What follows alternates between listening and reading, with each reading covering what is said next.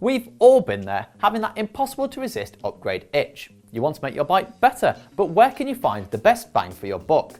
And where will you be spending a fortune for little more than marginal gains? We've covered the first of those questions in a recent video, which you'll be able to watch with the link above or the one in the description.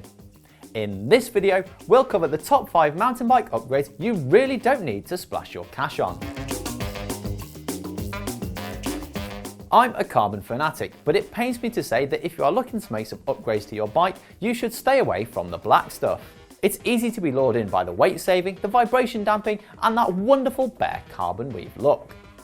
But truth be told, carbon components like wheels, cranksets, handlebars, and even frames will not transform your bike overnight. Take these two specialised stump jumper Evos for example. Built using Fanatic Bike Co's website, these two bikes are built identically, aside from where similar alloy and carbon options were available. This meant the frame, rims, crank arms, rear derailleur, handlebar, headset spacers, and saddle rails were swapped from alloy to carbon.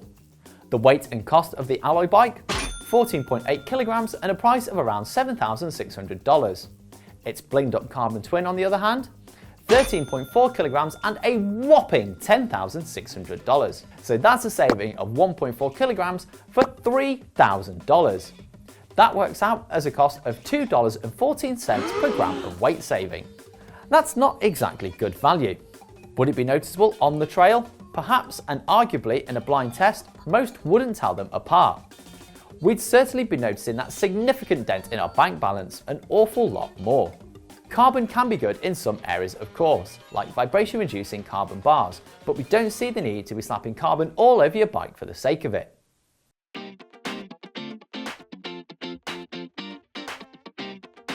It's all very nice to have the latest and greatest suspension tech, but do you really need it? From one year to the next, changes to a suspension fork might involve a subtle change to the damper or air spring and, well, that's just about it. Hardly anything to write home about.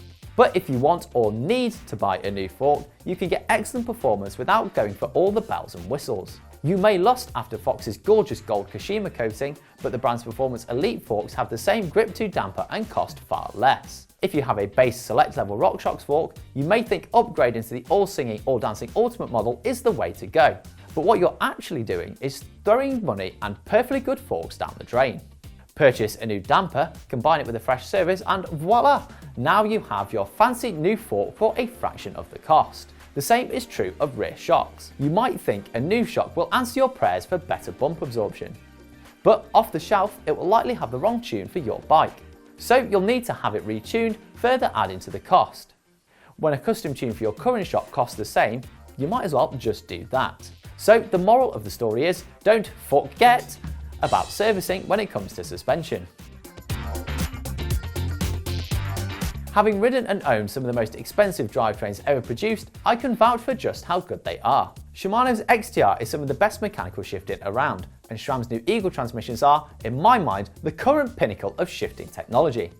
As we spend more time shifting than pretty much any other function on the bike, surely you want the best and thus most expensive, right? Well, you really don't. Yes, XTR and XX shift incredibly well. But when SLX, XT and GX perform almost as well for a fraction of the cost, why pay more? If buying an expensive drivetrain is eye-watering, how about replacing it? Wear and tear items are an equally bank account emptying endeavour. You buy cheaper when it's time to replace your chain and cassette anyway, so why bother in the first place? Even going further down the ladder, beyond the mid-tier, you have the wonder that is Shimano's Dior. Yes, I know it's heavier, but in terms of performance it is the gold standard for budget drivetrains. You can even deck it out with a fancy gear shifter if you want to step it up a notch.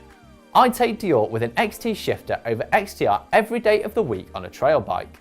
And honestly, if I had to have the latest wireless tech, I'd still plump for SRAM's new GX transmission over XX or XXSL. So when it comes to drivetrains, save your cash and just splash a bit on a better shifter and you'll be golden.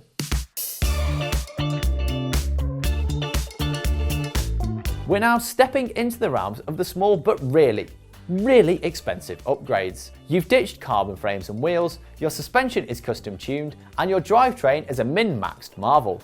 I know, I'll treat myself to some fancy pedals with the cash I've saved. Except, well, you really shouldn't. Pedals serve one function: transferring power to your bike. So as long as they grip your flat pedal kicks, clip slickly into your clipless disco slippers and spin freely and smoothly, why bother?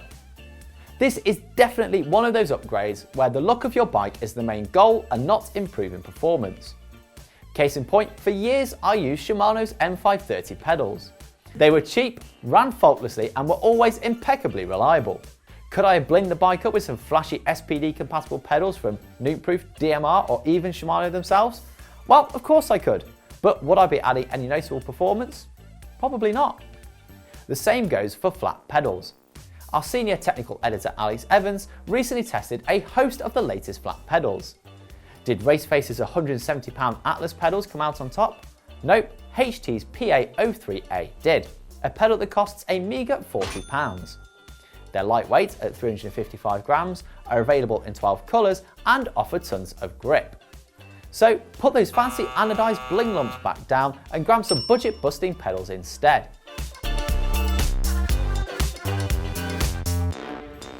And last but by no means least, we have arguably the most pointless and expensive upgrade on this list. Titanium bolts. Yes, I know, this is a case of having to eat my own words. My transition spur has, at great personal expense I have to say, been festooned with more oil-slick titanium bolts than you can shake a rainbow-coloured stick at. Do I ever notice any difference at all from the minuscule amount of weight saved?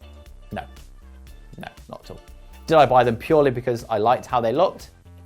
Yeah, I did. And boy, oh boy, does my wallet know about it. So don't follow my lead. You'll notice no benefit, no ride difference, and aside from when you're loading your bike into the car or washing it, you'll never even notice that they're there. If you've been affected by a TI bolt addiction, please let me know in the comments. We can get through this together. Hopefully now we've told you all the mountain bike upgrades you really don't need, your poor bank account will thank you, and the good news is, your bike still rocks. If you haven't already, be sure to watch our video on the upgrades you should make to your bike, subscribe to the channel, and if you want to see how your bike differs from a pro's, then check out this video. Clip slickly into your clipless disco slippers and spins freely into your clip. Long as they grip. Oh my god, what have I done?